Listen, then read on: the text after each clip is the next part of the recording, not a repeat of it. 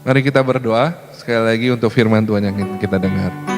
Tuhan, terima kasih buat kesempatan pagi hari ini kami mau belajar firman Tuhan.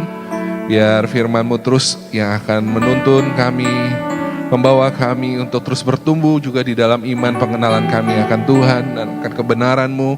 Biar Tuhan memberkati setiap kami yang hadir pada pagi hari ini. Dan juga setiap jemaat Tuhan yang ada menyaksikan atau mengikuti lewat YouTube. Biar Tuhan juga memberkati kami dengan berkat yang sama. Biar Tuhan menolong kami mengerti setiap firman Tuhan yang akan disampaikan. Dengan pencerahan daripada Roh Kudus yang menolong kami untuk memahami, bahkan mengerti dan melakukannya di dalam kehidupan kami. Terima kasih Tuhan Yesus, dan pagi hari ini Engkau yang memberkati hamba-Mu yang sudah Tuhan persiapkan, dan Tuhan akan pakai hamba-Mu pagi hari ini menjadi saluran berkat buat kami. Bapak Pendeta Julius Aris, Tuhan memberkati hamba-Mu ini dan memberkati kami semua yang mendengarkannya. Di dalam nama Tuhan Yesus Kristus kami siap diberkati lewat pembelajaran firman Tuhan pagi hari ini. Dan kita semua yang siap sama-sama katakan amin. Silakan duduk Bapak Ibu Saudara. Ya, ada waktu kita akan belajar pada pagi hari ini dalam Morning Bible. Dan juga nanti jika ada kesempatan di akhir penyampaian materi, Bapak Ibu Saudara bisa juga bertanya. Kita akan buka juga ruang pertanyaan untuk kita sama-sama belajar menggali firman Tuhan di pagi hari ini. Waktu selanjutnya saya langsung serahkan kepada Pak Julius.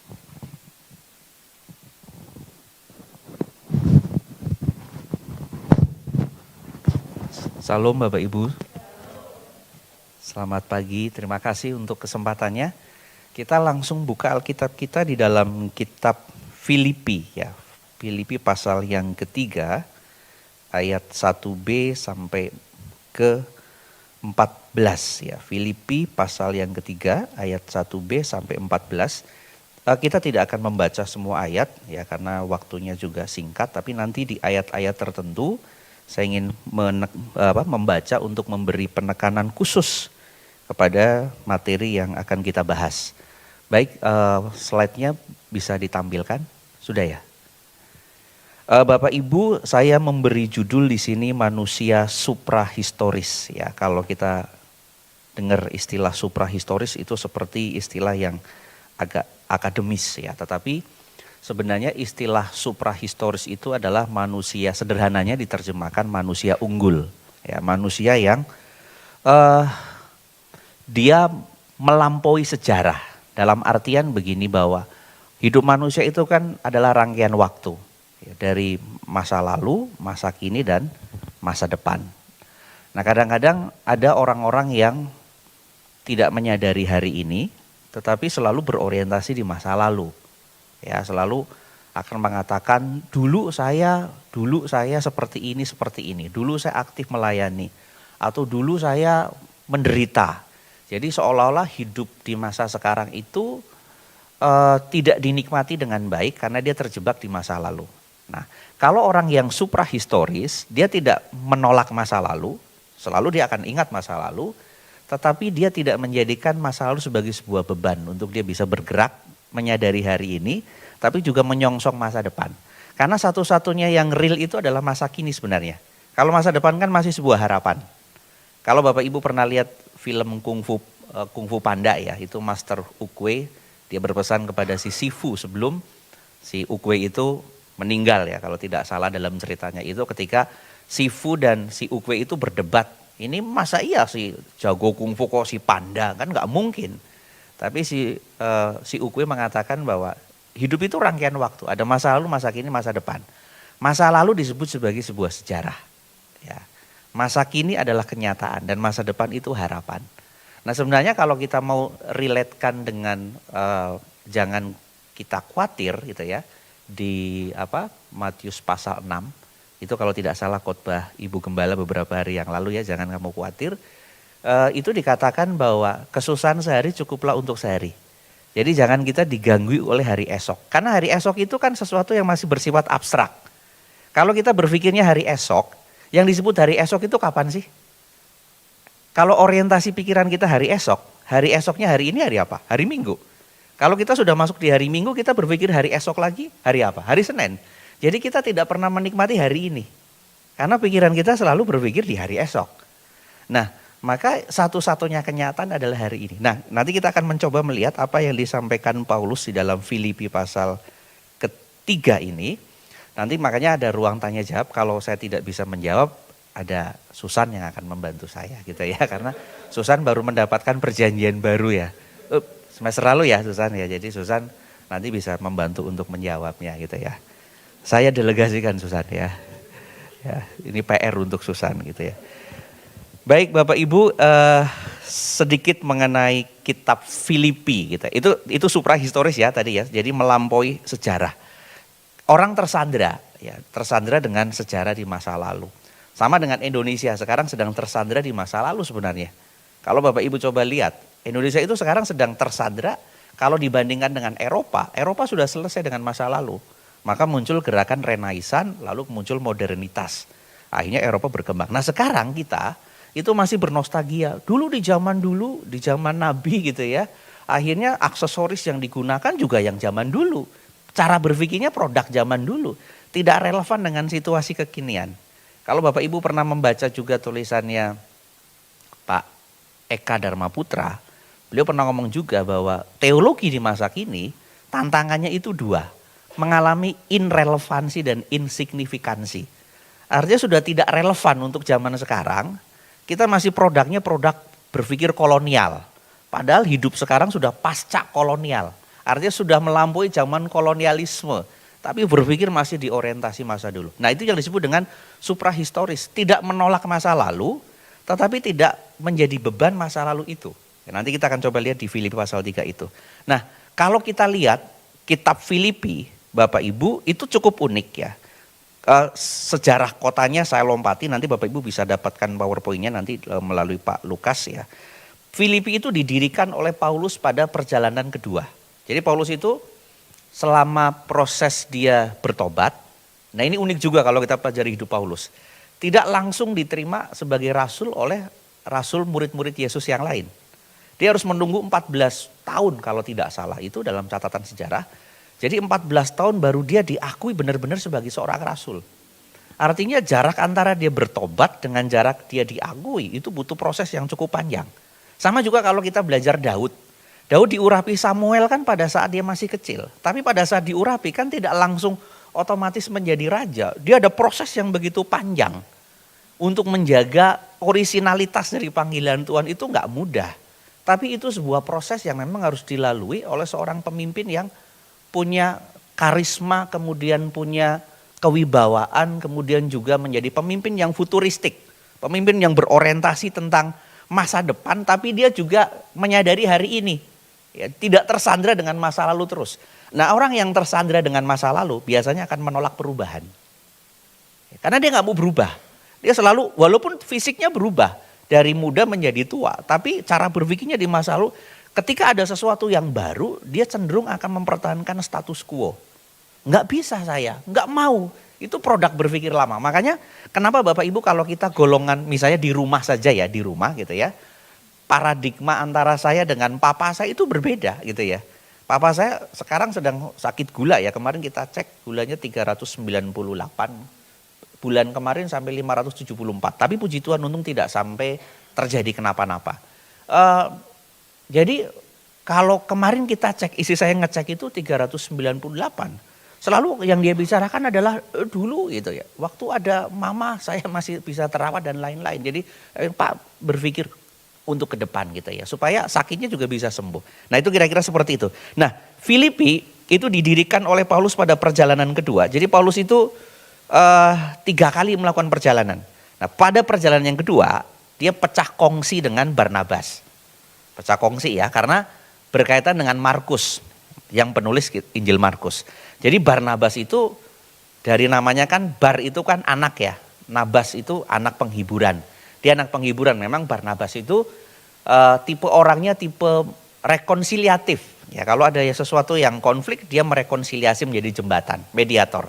Maka ketika Markus katanya pernah melakukan kesalahan, meninggalkan mereka, maka Barnabas rekrut kembali. Paulus bilang jangan. Akhirnya Paulus pecah kongsi dengan Barnabas. Paulus melakukan perjalanan ke salah satunya adalah kota Filipi, salah satunya kemudian Barnabas dengan Markus itu ke tempat lain. Nah, Markus itu Paulus didampingi oleh Silas, Lukas dan juga Timotius. Jadi pecah kongsi. Ya ini kalau kita bisa lihat sejarah perkembangan gereja juga tidak pernah lepas dari perbedaan pendapat. Tapi tentu mereka bisa menyelesaikan itu karena ternyata begitu perpecahan itu mereka pecah kongsi, ternyata malah justru Injil makin diberitakan ke berbagai tempat, ya. Kecuali di Korintus itu cukup mengkhawatirkan karena di Korintus terjadi kelompok-kelompok, ada kelompok menyebut Yesus, Apolos, Paulus dan juga Kefas, dalam ini Petrus. Nah itu kira-kira seperti itu. Jadi perjalanan Paulus yang kedua itu mendirikan jemaat di kota Filipi, ya, pelayanan. Kalau jemaat pada perjalanan pertama itu pada waktu itu terjadi sidang di Yerusalem karena pada waktu itu perkembangan Injil sampai keluar ke kota Yerusalem. Bahkan orang-orang yang tidak bersunat itu kemudian mereka bertobat. Akhirnya sidang di Yerusalem, para rasul ini gimana nih? Kok pengikut Kristus makin banyak nih, banyak bahkan termasuk dari orang yang tidak bersunat. Apakah mereka harus bersunat seperti kita? Lalu sidang pertama di Yerusalem memutuskan diperbolehkan tanpa mereka harus melakukan sunat dan lain-lain. Yaitu itu perkembangan Injil. Nah, surat Filipi sendiri itu ditulis itu kalau tadi kan jemaatnya didirikan perjalanan Paulus yang kedua, tetapi Paulus ditulis, surat Filipi ditulis itu kurang lebih tahun 60 ketika Paulus di penjara. Jadi waktu Paulus di penjara, itu penjara tidak seperti penjara Indonesia ya, yang apalagi kalau penjara kelas elit gitu ya. Penjara di sana kan tentu pengap begitu luar biasa, apalagi pada waktu itu memang di bawah kekuasaan Romawi. Dan Paulus justru ketika di penjara bisa menghasilkan 4 surat ya. Ada Kolose, Efesus, Filemon, dan Filipi. Ya, itu kitab yang ditulis di dalam penjara. Dan Paulus itu punya hubungan yang cukup baik dengan jemaat di Filipi. Karena jemaat di Filipi itu kalau lihat sejarah pada waktu ditaklukkan oleh Raja Filipos, maka dinamakanlah kota Filipi. Kalau sekarang posisinya ada di Yunani bagian utara ya.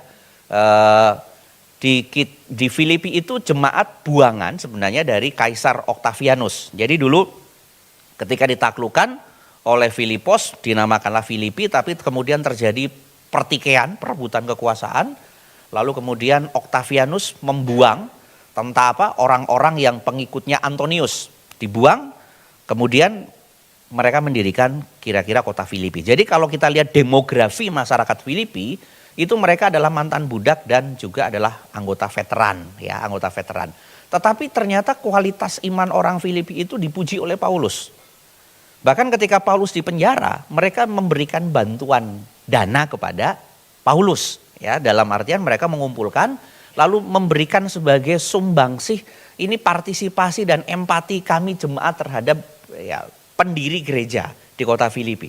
Itu maka disumbangkan. Dan kemudian Paulus menuliskan surat dengan mengutus Epaphroditus ya.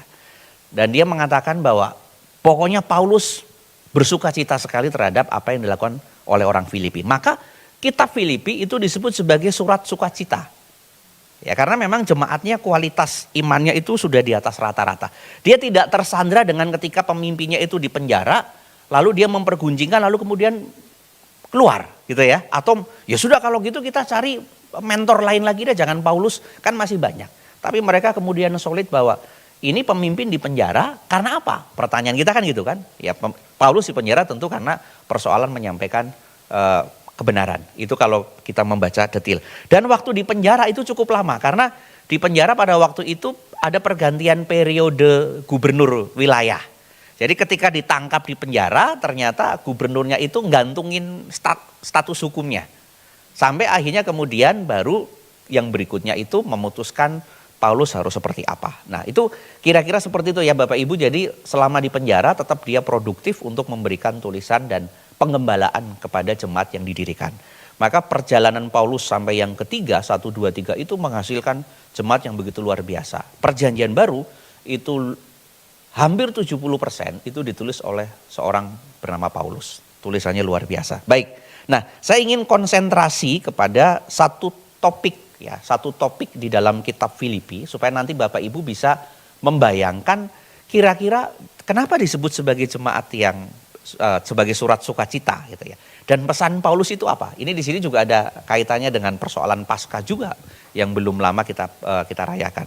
Nah, saya ingin mengawali dengan sebuah ilustrasi ya, sebuah ilustrasi. Ini ilustrasinya agak sulit saya dapatkan gambar yang jelas di Google, tapi ini yang bisa saya dapatkan. Ini adalah 2 orang biksu yang sedang menggendong seorang perempuan. Satunya ya, biksu A. Kita sebut biksu A sedang menggendong perempuan. Jadi sekali waktu 2 biksu ini, katakanlah seperti Susan dan Yemima kali ya, pulang, pokoknya kita harus sampai rumah itu sampai asrama jam 6 sore. Tapi karena waktu itu misalnya di gereja ada kegiatan, wah kita terlambat. Kalau terlambat kita bisa kena hukuman. Akhirnya mereka biksu ini potong jalan.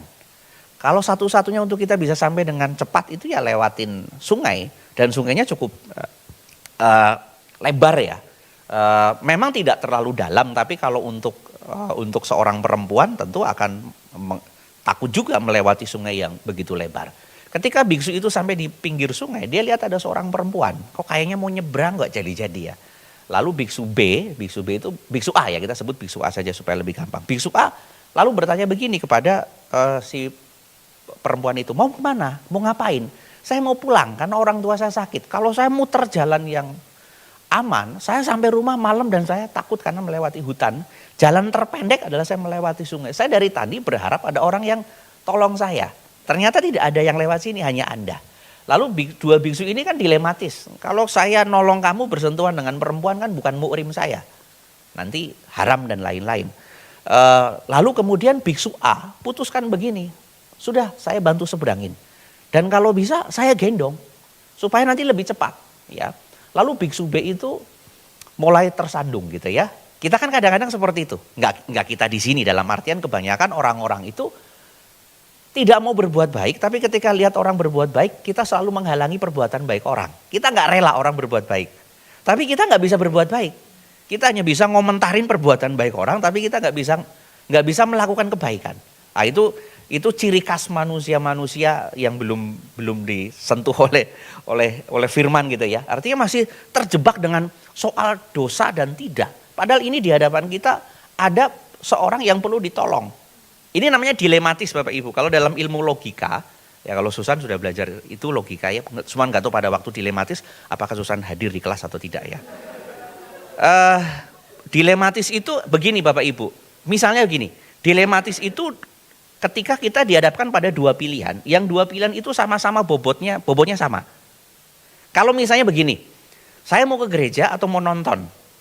Itu sebenarnya bukan dilematis, itu kita bisa putuskan. Karena kita sudah tahu bisa memprioritaskan mana. Tapi kalau misalnya begini, saya mau tolong orang di jalan kecelakaan atau saya mau datang ke gereja tepat waktu. Itu dilematis. Ya, karena itu dua-duanya adalah kebaikan yang harus kita lakukan. Kalau nonton kan bisa ditunda. Ya.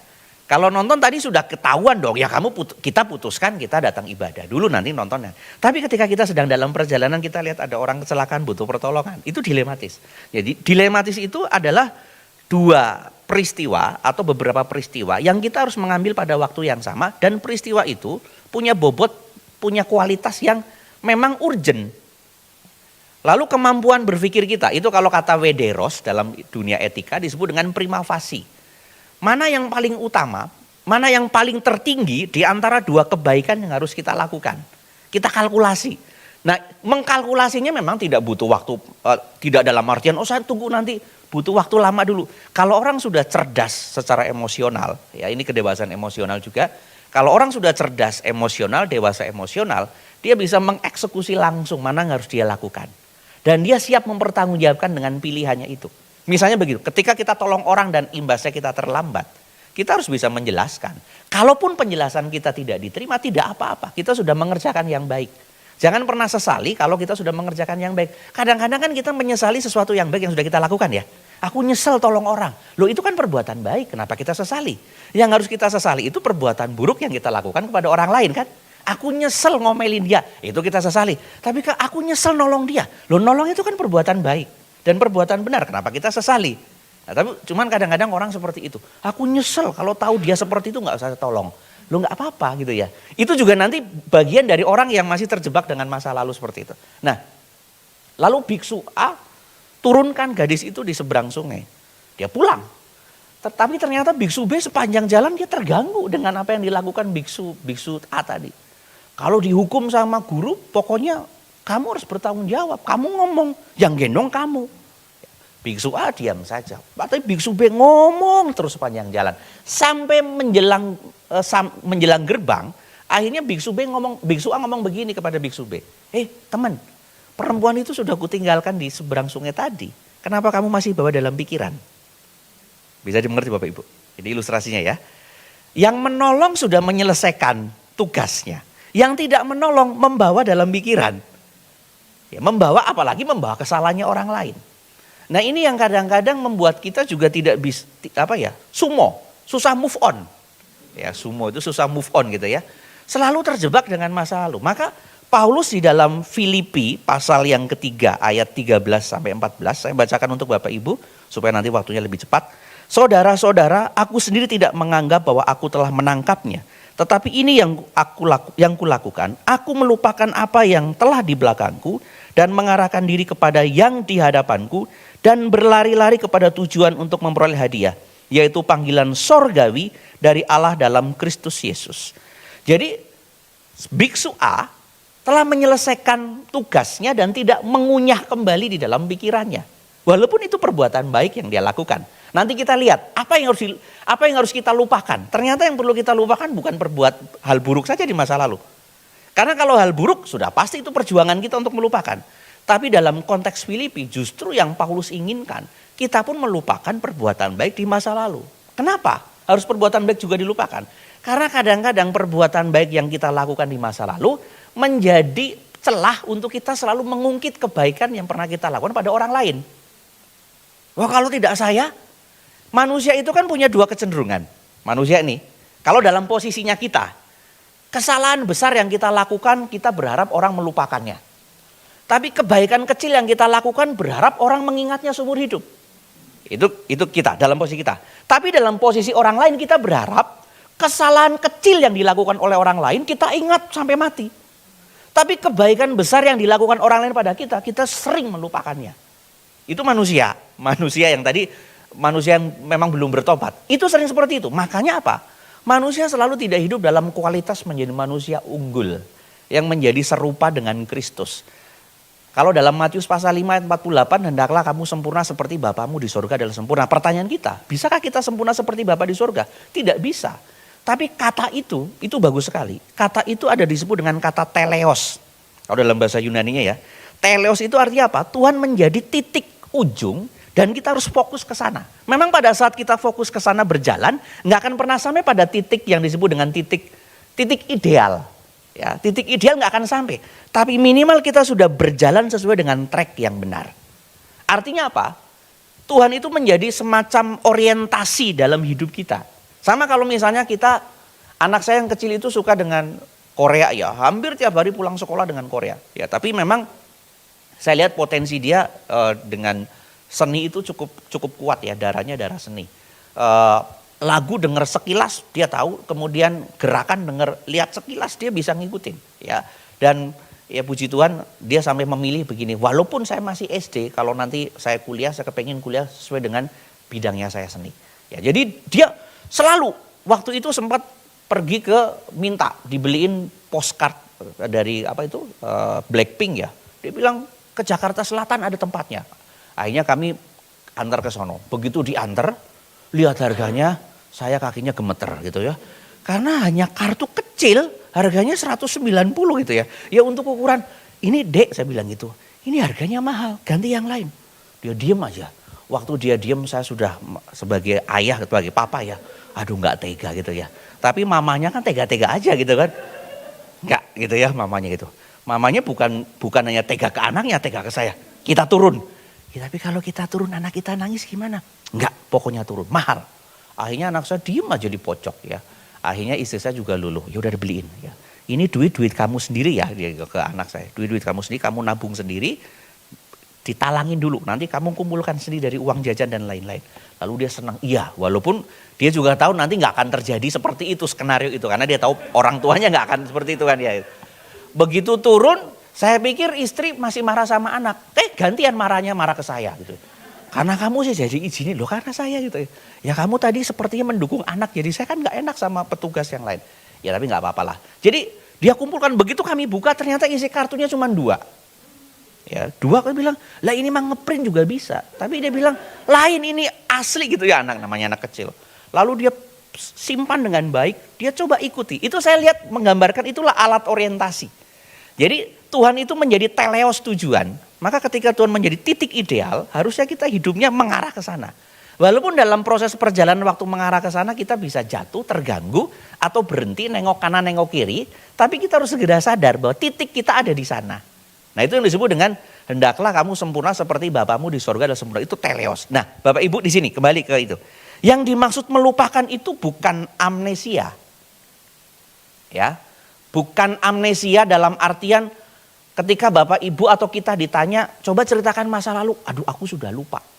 Enggak bisa, kita tetap ingat. Kalau Bapak Ibu tanya saya, misalnya dulu waktu kuliah Anda melakukan apa? Atau Anda pernah berbuat apa? Saya ingat ceritanya. Saya bisa cerita. Tetapi yang disebut melupakan adalah masa lalunya, ceritanya, peristiwanya tidak kita lupakan, tidak amnesia, tetapi efeknya tidak kita bawa. Nah itu disebut dengan melupakan. Ya, jadi ketika Filipi, Paulus menuliskan dalam Filipi pasal 3 ayat 13 sampai 14 itu, lupakan yang di belakang, itu bukan berarti kita amnesia kalau ditanya, tolong dong Susan ceritakan masa lalu. Pak, masa lalu saya sudah, lupakan deh Pak, lupakan. Masa lalu saya misalnya nggak mengenakan Pak. Itu berarti Susan sedang menolak masa lalu juga. Ya. Jadi justru itu bukan manusia yang suprahistoris. Manusia suprahistoris mengakui masa lalu tapi tidak pernah terjebak dengan masa lalu. Kan ada lagunya ya, kalau mungkin eranya Pak Lukas dan saya tahu lagunya 5 Minute. Lagunya selamat tinggal masa lalu, aku kan melangkah. Ya. Maafkanlah segala yang pernah ku lakukan padamu. Ya itu kan lagunya 5 Minute di zaman dulu. Kalau bapak ibu-ibu pasti tahu lagunya masa lalu biarlah masa lalu gitu ya. Kayunlan tahu ya lagunya ya. Masa lalu biarlah masa berlalu gitu ya. Jadi kita ingat peristiwanya tapi kita tidak dihantui dengan masa lalu kita. Itu disebut dengan melupakan. Jadi kalau misalnya kita lihat di sini, ada orang masa lalunya belum berlalu di belakang kita. Tapi masih terus diproduksi tadi, yang saya katakan masih terus dikunyah. Nah ini Bapak Ibu, ada 3 tipe manusia. Kok tidak muncul tulisannya? Ya. Mungkin jenis fontnya, putih ya memang fontnya. Ada 3 tipe jenis manusia. Manusia yang pertama itu manusia historis. Ini kalau kita lihat di sini, di Filipi, manusia historis. Manusia historis adalah manusia yang hidup dalam romantisme masa lalu. Ya. Dia terjebak dengan masa lalu. Tadi yang saya sebut dengan susah move on. Selalu diteror dengan masa lalu. Ya, saya beberapa hari, kemarin kalau tidak salah, lihat di status seseorang. Dia mengatakan dengan masa lalu dia belum selesai. Saya belum selesai dengan orang tua saya gitu ya. Selalu saya kepengin mencicipi kasih orang tua saya. Seperti apa sih? Dia tulis di status sosial ya, apalagi di status itu kan berarti orang siap membaca dan dia siap dikoreksi juga. Kalau orang bikin status maka hati-hati juga karena ini media sosial itu bisa bergeraknya kadang di luar dugaan. Ini kan namanya warga negara sekarang ada namanya citizen, ada netizen. Netizen itu lebih jahat dibanding citizen biasa. Ya di era media sosial kita melakukan satu kesalahan saja itu bisa viral kemana-mana dan kita tidak akan pernah bisa mengkoreksi. Apalagi sekarang kita hidup di era yang disebut dengan post-truth. Post-truth itu adalah sensasi melebihi kebenaran. Opini mendahului kebenaran. Jadi opini dulu deh. Kalau nanti yang benar datang kemudian, orang sudah terlanjur percaya pada opini. Ya, jadi begitu kebenaran datang, orang, ini bukan yang benar itu yang kemarin. Kenapa? Yang datang sebagai opini karena lebih sensasional. Ini era post-truth, maka berhati-hati juga. Maka Bapak Ibu ketika melihat YouTube, seleksi dulu gitu ya. Ini benar tidak beritanya? Kalau tidak, begitu kita share ke yang lain, itu bisa menjadi bumerang. Itu era media sosial sekarang. Nah, manusia historis, itu manusia yang menolak masa lalu. Manusia historis itu manusia yang terjebak dengan masa lalu. Mungkin kalau kita misalnya gini, dulu om dan tante itu Pelayanan di tempat ini aktif. Lalu sekarang bagaimana? Ya sejak itu saya kecewa dengan seseorang. Om dan tante pindah tempat. Kalau ke tempat ini hanya sekedar datang. Kecewa gitu ya. Itu terjebak dengan masa lalu. Saya pernah punya teman, dia sudah tua. Maksudnya umurnya sudah lebih daripada saya gitu ya. Mungkin sekarang mungkin sekitar 48 atau mungkin mendekati 50 ya. Bukan ya sudah matang secara usia seharusnya mengatasi emosi. Tapi dia selalu merasa bahwa saya sejak kecil diperlakukan tidak adil di keluarga. Itu kata si orang itu ya. Tidak diperlakukan tidak adil pada keluarga. Lalu kebetulan saya kenal dengan orang tuanya. Saya pikir orang tuanya dalam kacamata saya, kacamata dari luar itu baik kok. Lalu sekali waktu saya punya momen untuk cerita ya tentang keluhan si anaknya itu yang kebetulan saya kenal. Saya cerita, om tante seperti ini. Lalu memang om tante itu cerita gitu ya. Memang dalam soal pendidikan si anak ini tidak sebujur dari saudara yang lain. Tapi kita tidak pernah melakukan seperti yang dia bicarakan. Nah ini Bapak Ibu, opini itu kadang-kadang melebihi porsinya. Porsinya dosisnya itu adalah tapi ketika diomongkan dosisnya bisa melebihi. Ini kan tipe manusia juga ya. Manusia itu kalau dititipi duit berkurang, dititipi omongan nambah. Ya, itu manusia. Dititipi duit kurang gitu ya. Ongkosnya mana kan selalu gitu kan. Ya udah ongkosnya kamu 100 ya gitu. Tapi kalau dititipi omongan misalnya Susan titip pesan ke Pak Lukas, saya datang terlambat. Susan ngomong, Pak Yulus datang terlambat. Emang Pak Yulus kadang-kadang di kelas juga suka terlambat Pak. Ditambahin omongannya gitu ya. Padahal cuma ngomong titip omongan. Manusia dititipi omongan nambah. Tapi dititipi duit. Susan titip duit ya. Pak ongkosnya mana? Nah, jadi berkurang kan? Ya kira-kira begitu. Jadi itulah sisi lain dari manusia yang seperti tadi. Kalau yang tadi sudah saya sebutkan ya. Sisi lain juga dari manusia. Kadang-kadang seperti itu. Ternyata ketika saya mencoba mendalami dari dua pihak itu. Saya baru menyadari bahwa ini adalah imajinasi yang berlebihan dari seorang anak terhadap orang tuanya. Sehingga singkat cerita, anaknya apapun kebaikan yang dilakukan orang tua, selalu memori di dalam dirinya itu sudah ada sensornya sudah rusak. Jadi semua yang baik dilakukan orang tua itu dianggapnya pencitraan. Loh padahal orang tua mengasihi dengan tulus. Akhirnya apa? Si anak ini tersandra dalam usianya yang sudah cukup matang, dia selalu tersandra dengan masa lalu. Dia tidak produktif orang seperti ini. Ya, tidak produktif. Karena selalu kalau dia ketemu dengan orang yang pendidikannya lebih tinggi, dia akan ngomong, saya nggak seperti kamu tinggi. Karena dulu orang tua saya seperti ini. Kalau dia lihat misalnya nasihatin anak, dia akan ngomong, nih dulu saya kayak gini sama kakek nenek kamu. Jadi di brainwash itu anak itu diturunkan ya persepsi buruk tentang orang tuanya kepada generasi di bawahnya.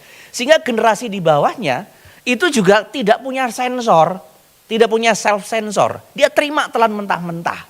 Ya ini kadang-kadang orang juga absen berpikir, karena absen berpikir semua yang didengar itu diterima. Akibatnya apa? Orang seperti ini punya mentalitas, punya iman juga yang selalu imannya itu ya tidak bertumbuh, tidak bergerak menjadi dewasa. Dia selalu usianya 48 tahun tapi cara berpikirnya masih seperti anak-anak. Padahal anak-anak lebih hebat ya. Begitu ada kesalahan anak cepat melupakan, tapi dia disimpan. Dan dia menjadi tidak produktif. Padahal kalau dibandingkan ada orang yang hidupnya lebih tidak mujur dibanding dia dari kecil gitu ya. Yang hidupnya selalu hidup dalam penderitaan ternyata bisa lebih hebat daripada dia. Poinnya kan berarti kalau begitu bukan pada masalahnya. Poinnya pada pikirannya yang selalu dihantui dengan masa lalu. Mungkin orang tuanya pernah melakukan kesalahan tadi. Kalau saya lihat orang tuanya memang tidak memberikan pendidikan seperti saudara-saudara yang lain. Karena setelah saya tanya kenapa om gitu ya. Ya itu sebenarnya pilihannya dia sendiri. Ya, artinya apa? Tapi bagi sang anak itu sebagai sesuatu yang aib. Karena kalau ketemu dengan orang lain saya jadi tidak percaya diri. Dan saya jadi minder tidak seperti itu. Padahal Pak Bu kalau saya lihat orang itu sebenarnya punya potensi yang begitu luar biasa. Tapi potensinya digerus habis oleh sesuatu di masa lalu. Oh sudah jam 8.50. Yang berikutnya ahistoris. Oke saya cepat saja. Ahistoris ini orang yang menolak masa lalu. Kalau tadi saya katakan, Susan kamu ceritakan masa lalu. Pak jangan ceritakan deh. Kenapa? Kalau saya ingat masa lalu saya jadi marah. Nah itu sebenarnya juga menolak masa lalu tapi juga belum selesai dengan masa lalu. Orang yang suprahistoris itu ketika masa lalunya yang buruk dibicarakan, dia tidak terganggu. Tapi ketika masa lalunya dia, kebaikannya dibicarakan, dia tidak menjadi berbangga diri. Saya ulang ya. Orang yang disebut suprahistoris, ketika masa lalu buruknya dibicarakan, dia tidak akan terganggu. Ketika masa lalu baiknya dibicarakan, dia tidak menjadi berbangga. Dia sudah selesai dengan masa lalunya. Jadi kalau misalnya dikatakan, Julius kamu dulu waktu SMP pernah seperti ini ya? Iya saya pernah, dulu SMP saya pernah pimpin demo. Saya pernah pimpin demo ke yayasan waktu itu. Saya pernah pimpin demo. Tapi ketika saya ditanya, ingat. Tapi kamu bawa nggak? Efeknya tidak saya bawa. Kalau saya ketemu dengan ketua yayasannya, saya tetap biasa. Ini cerita saya Bapak Ibu, tahun 2010. Saya bekerja di sebuah kampus. Tiba-tiba saya dipanggil sama dekan, Pak Julius Anda sedang diproyeksikan untuk menjadi dosen tetap. Karena waktu itu saya kontrak. Oh terima kasih Ibu Dekan ya. Tapi selang beberapa minggu kemudian, pas istri saya melahirkan setelah kalau tidak salah 1 bulan ya, anak saya hari Senin besok pas ulang tahun tanggal 17 April. Jadi waktu itu istri saya melahirkan 17 April, lalu saya bulan Mei dipanggil, bulan April 1 minggu setelah istri saya melahirkan saya dipanggil. Anda akan diproyeksikan sebagai dosen tetap. Tapi 1 bulan kemudian di bulan Mei saya dipanggil sama HRD. Maaf kontrak Anda tidak diperpanjang. Saya tanya kenapa? Anda itu berbeda pemikirannya dengan tradisi berpikirnya kampus kami gitu ya. Berbedanya di mana? Saya juga bingung. Saya akhirnya ada satu HRD ngomong begini, Julius kalau saya jadi kamu mendingan saya jadi miskin, jadi pengemis daripada saya kritik kampus. Saya bingung saya kritiknya di mana? Ternyata dia itu monitor Facebook saya dan blog saya. Padahal di Facebook saya tidak pernah mengkritik kampus.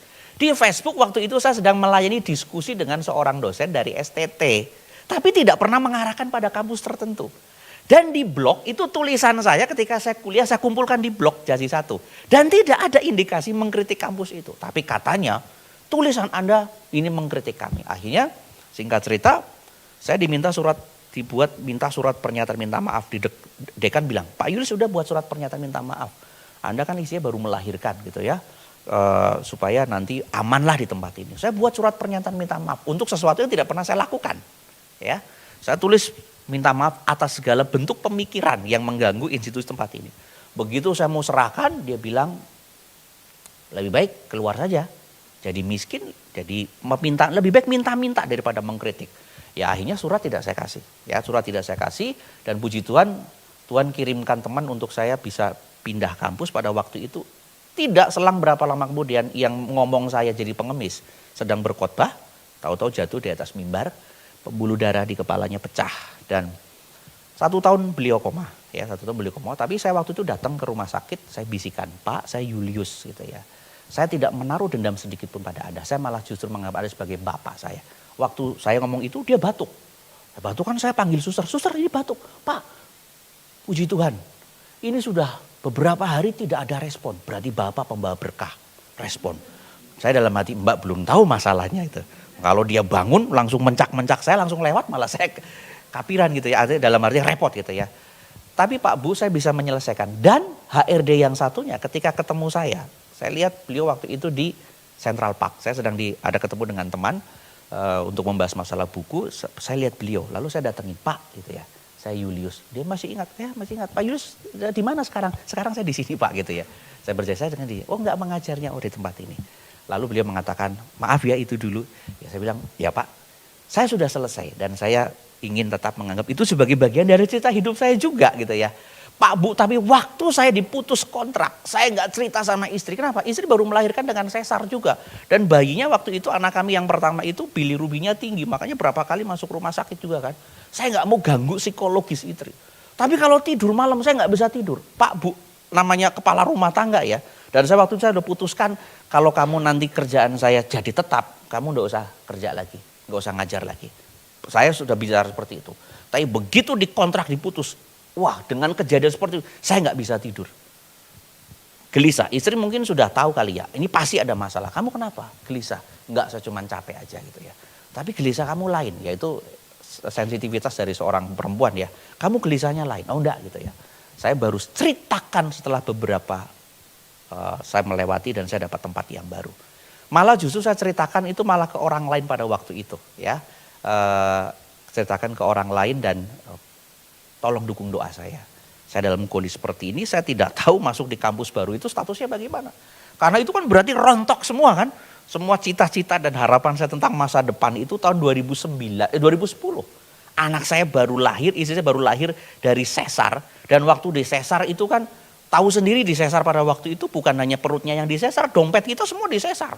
Waktu dompet disesar nggak ada yang dikeluarkan lagi. Tapi puji Tuhan, Tuhan kirimkan tepat waktu pada waktu itu ada ada keluarga yang pada saat istri diputuskan untuk sesar, beliau datang dan dia tanya, Julius, kami ingin memberkati Anda. Masih kurang berapa? Waktu beliau ngomong gitu kan saya nggak enak sebutnya ya. Kalau saya masih kurang segini, kok jauh amat gitu kan. Saya yakin Tuhan sediakan om tante gitu ya. Begitu beliau pulang, dia langsung kirimkan sesuatu. Semoga ini bisa mengatasi. Puji Tuhan, diberikan lebih tapi ternyata Tuhan sudah sediakan untuk mengcover masuk rumah sakit beberapa kali karena bilirubinya tinggi. Tapi Pak Bu ya, bagaimana seorang kepala rumah tangga ketika itu seperti itu kan. Ada dendam pada waktu itu, pertama ada dendam. Tapi saya harus bisa menyelesaikan. Ya, kalau ditanya ceritanya ingat, tapi efeknya nggak saya bawa. Nah itu yang disebut dengan manusia suprahistoris. Nah pertanyaannya Bapak Ibu, apa yang harus kita lupakan? Ya, yang harus kita lupakan kalau di sini dalam konteks Filipi, ya kalau kita baca di ayat 4 sampai ke 5, itu ternyata yang diminta oleh Paulus yang disuruh lupakan bukan hanya peristiwa buruk, tapi malah justru peristiwa baik. Loh baiknya di mana? Paulus cerita, aku dulu adalah anggota ahli Taurat penganiaya jemaat. Dalam soal ketaatan aku itu nomor 1. Dari orang Israel dari suku Benyamin. Luar biasa. Itu yang boleh dilupakan. Nah maka kalau tadi saya sebut yang dilupakan bukan sekedar hanya masa lalu buruk kita saja. Tapi yang kita lupakan masa lalu baik kita. Kenapa? Karena kebaikan yang pernah kita lakukan itu menjadi pintu atau menjadi celah untuk kita membanggakan diri. Kalau bukan karena saya, nggak akan seperti ini. Pak Bu, Paulus sudah ngomong juga di dalam ayat setelah itu, ayat 7 sampai 8. Semua itu kuanggap sampah karena Kristus. Pak Bu, kalau orang sudah percaya Kristus, masa lalu sekalipun masa lalu baik ataupun masa lalu buruk, itu harus menjadi sampah karena Kristus. Maka Pak Bu, ya kalau ada orang ngomong begini, ya kalau bukan karena saya nggak akan maju. Maaf, itu bawa sampah orang itu. Kalau ngungkit-ngungkit, kalau bukan karena om sama tante nih yang ngurusin kamu dulu, bukan mama kamu gak akan seperti ini. Maaf, itu bawa sampah. Maka kenapa dalam organisasi apapun, kadang-kadang muncul friksi atau konflik, karena banyak orang bawa sampah. Ingin menunjukkan kontribusi partisipasinya kepada sebuah institusi. Kalau bukan karena saya gak akan maju. Pak Bu, itu bawa sampah. Orang kalau sudah mengenal Kristus, semuanya itu sudah selesai. Apa yang dia kerjakan bukan untuk menumpuk dia berbangga diri. Tapi yang dia kerjakan adalah sebagai panggilan karena memberi itu adalah memang sudah menjadi panggilan orang Kristen. Kan saya pernah sampaikan ibadah itu esensinya memberi bukan mencari. Karena kalau kita mencari dalam gereja gak akan ketemu Bapak Ibu. Kalau kita datang beribadah itu memberi bukan mencari. Kalau mencari gak akan ketemu, cari jodoh gak akan ketemu. Cari kekayaan, Pak, tapi kan katanya firman Tuhan mengatakan cari dulu kebenarannya dan kerajaan surga. Semua akan ditambahkan. Benar Bapak Ibu. Saya tidak salah. Kalau mau dapat berkat, carilah kepada sumber yang tepat, Tuhan benar. Tapi kalau orang sudah menemukan kebenaran dan kerajaannya, yang ditambahkan gak diberikan, gak akan marah. Karena bagi dia, saya sudah menemukan yang asli kebenaran itu. Jadi waktu kita datang beribadah kepada Tuhan, bukan untuk mencari, tapi memberi. Itu yang ditunjukkan pada orang Majus. Datang memberi. Kalau kita pikir-pikir orang Majus itu orang gak kenal Taurat loh. Orang gak kenal Taurat dan waktu dia ditunjukkan bintang, itu dia taunya begini, ini raja. Tapi begitu datang ke sono, loh rajanya mana? Rajanya miskin, tapi mereka tetap memberi. Itu esensi ibadah. Memberinya bukan memberi sekedar finansial, tapi memberi diri. Dalam Roma 12 ayat 1 itu memberi tubuh yang tak bercacat celah. Ya, jadi itu kira-kira. Jadi Bapak Ibu, saya waktu itu pernah diminta untuk membantu sebuah pelayanan di sebuah gereja. Gerejanya tidak terlalu besar gitu ya. Tapi yang aneh, keluarganya, istri dan anaknya tidak pernah mau ibadah di gereja itu. Begitu kami cek ya, ternyata Istrinya itu bilang, saya nggak mau, kenapa? Saya kalau lihat suami saya berdiri di atas mimbar benci luar biasa. Loh kenapa tante? Lah om itu kalau ngomong, kamu kalau dulu nggak nikah sama saya, kamu tuh masih maaf, gembel, miskin. Dia hamba Tuhan loh Bapak Ibu ya mengatakan itu. Ini orang seperti ini masih bawa sampah. Sekalipun kita punya alasan untuk meninggikan diri karena perbuatan baik yang kita kerjakan. Tapi itu bukan menjadi pembenar untuk kita mengungkit-ungkit setiap saat kebaikan kita. Maka tadi saya katakan manusia itu punya kecenderungan kebaikan kecil yang dilakukan, orang lain suruh minta mengingat terus. Tapi kesalahan besar yang dilakukan berharap orang lain lupakan. Itu manusia yang belum diselamatkan oleh Tuhan. Jadi waktu itu dalam gereja pun terjadi perpecahan. Waktu itu gembala bilang begini, oke, pengembalaan saya serahkan kepada wakil gembala.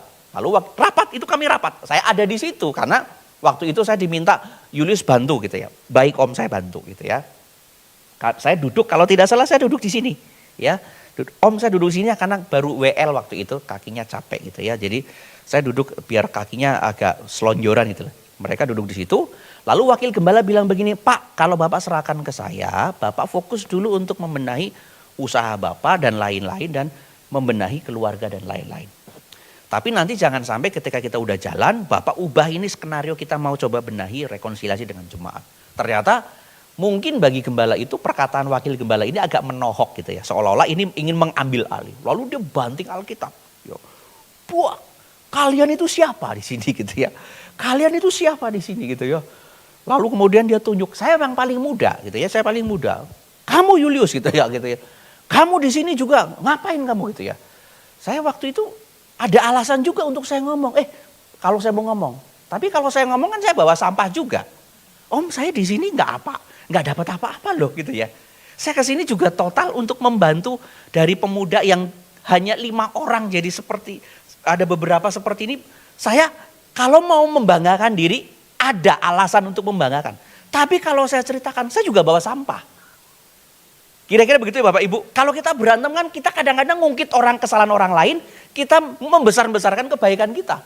Itu masih bawa sampah. Lalu Alkitab beliau buang, beliau keluar dengan teriak-teriak dari lantai 2 ke lantai 1. Semua orang yang di lantai 1 juga diomelin. Wah sekarang gembala ganti di gereja ini. Jangan hubungi saya lagi gitu ya, dia mengatakan itu. Lalu beberapa hari kemudian kami rapat gitu ya, lalu saya juga dipanggil gitu. Julius gimana? Ya om kita selesaikan lah pelayanan di sini, kasihan anak-anak muda, kasihan juga jemaat gitu ya. Nanti mereka tidak punya sosok yang bisa mengayomi mereka. Tapi majelis beberapa sudah keluar karena ditelepon. Lo dulu ya, dulu kan lo taat sama gue, bilang kayak gitu kan. Orangnya cerita ke kami gitu. Saya datang jauh-jauh itu rumah saya dari Gading Serpong untuk ibadah di tempat ini jauhin. Waktunya saya mesti seperti itu kan. Ya Pak Bu, kalau orang sudah bersentuhan dengan ego tadi, orang tidak rela. Apalagi dia merasa sudah punya investasi kebaikan, investasi banyak hal. Maka Bapak Ibu, kalau ini masih dilupakan, belum masih dibawa, kita masih bawa sampah. Termasuk dalam rumah ya. Di rumah, di organisasi masih bawa sampah. Saya kasih ilustrasi. Kalau tidak salah ilustrasi ini saya pernah sampaikan di sini di ibadah pertama ya. Di ibadah yang waktu saya pertama di sini. Ada seorang cowok datang, ketok pintu. Siapa?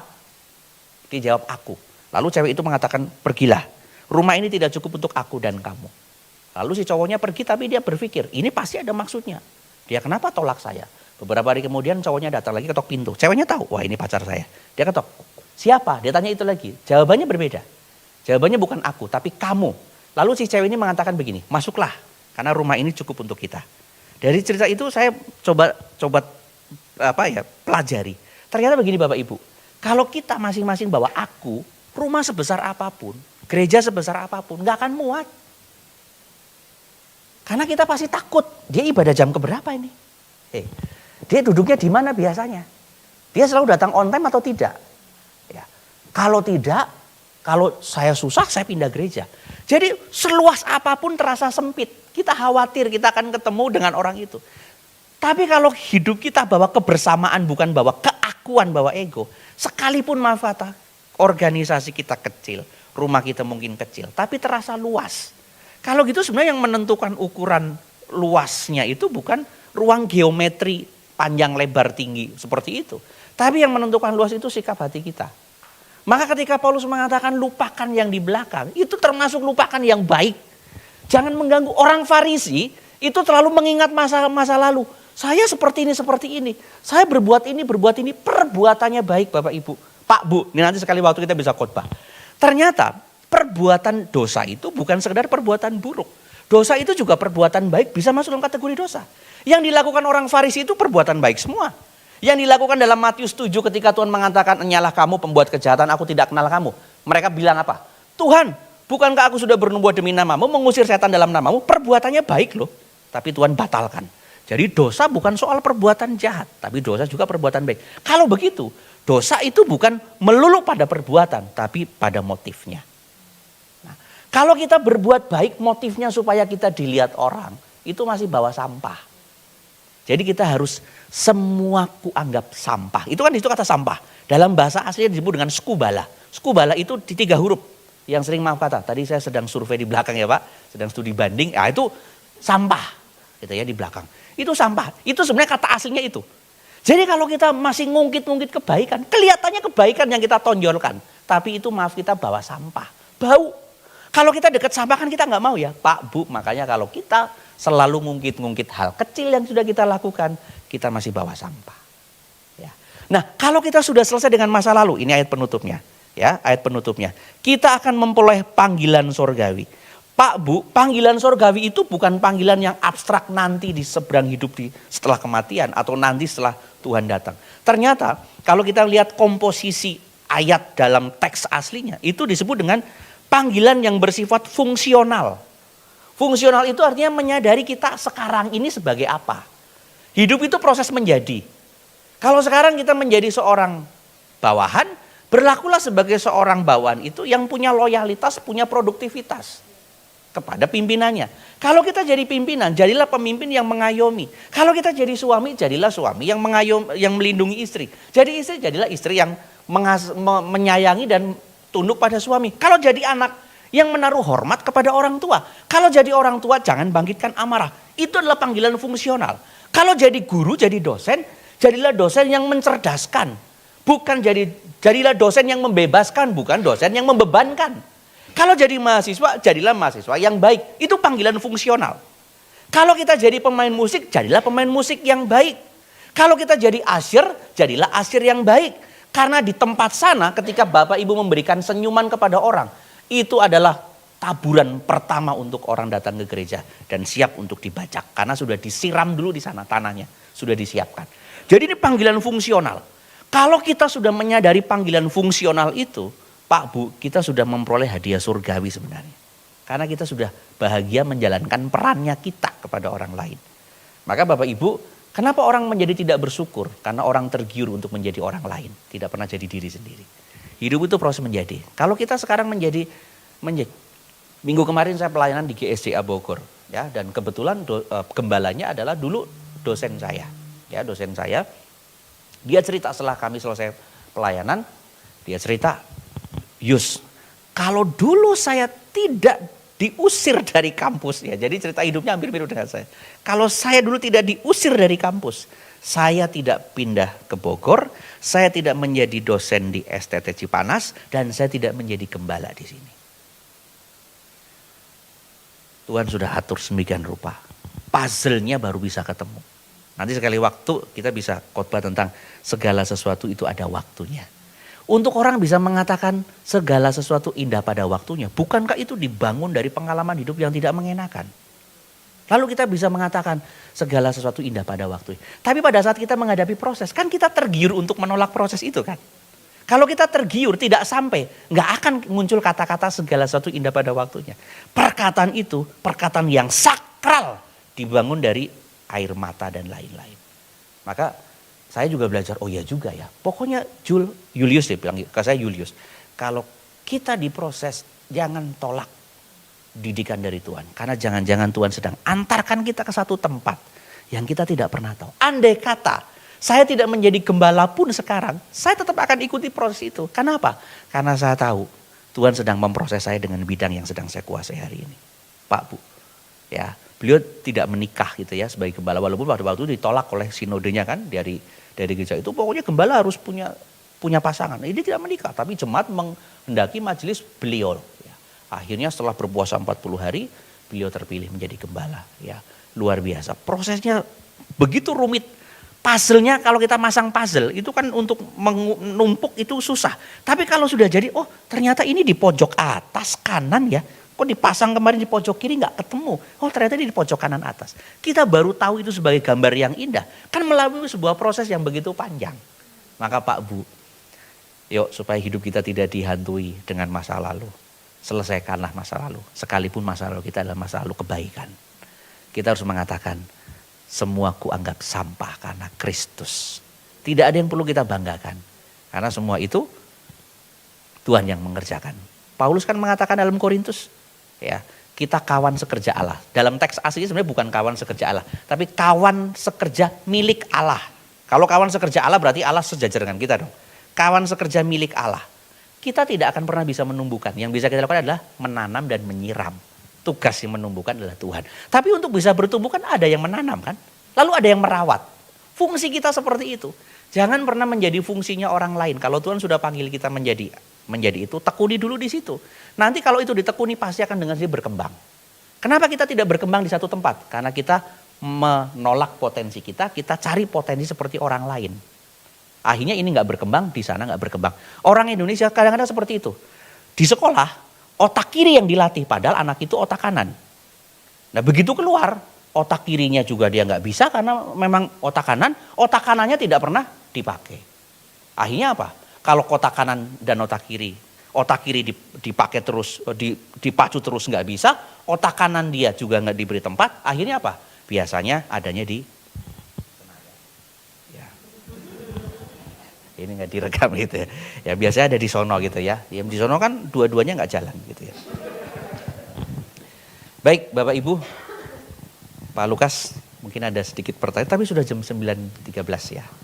Oke, kasih tepuk tangan dulu dong, luar biasa. Terima kasih Pak Julius buat pemaparan materi pada Morning Bible pagi hari ini. Wah ini PR ya buat kita, jangan bawa-bawa sampah. Ini baik yang semua yang buruk juga semua yang baik ya. Itu udah selesai di masa lalu, ya bukan berarti tidak diingat, tapi tidak lagi dibawa-bawa efeknya ya Pak. Ya. Oke, pada kesempatan ini mungkin ada yang mau ditanyakan dari Bapak Ibu, saudara yang hadir. Ada mungkin 1-2 kesempatan untuk bertanya sebelum kita akan closing. Apakah ada? Sudah sangat jelas? Sudah sangat mengerti apa yang disampaikan? Atau ada? Boleh angkat tangan kalau ada. Mungkin kalau malu bisa hubungin nomor di bawah ini. Langsung WA ke Pak Julius ya. Boleh juga. Rasanya jelas ya, Bapak Ibu Saudara ya. Oke, kalau gitu kita bangkit berdiri. Terima kasih sekali lagi Pak Julius. Kita akan mengakhiri Morning Bible pada pagi hari ini.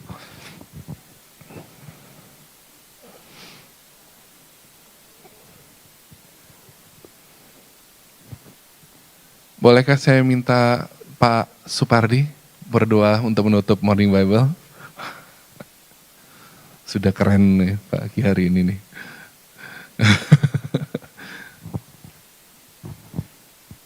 Mari kita bersyukur.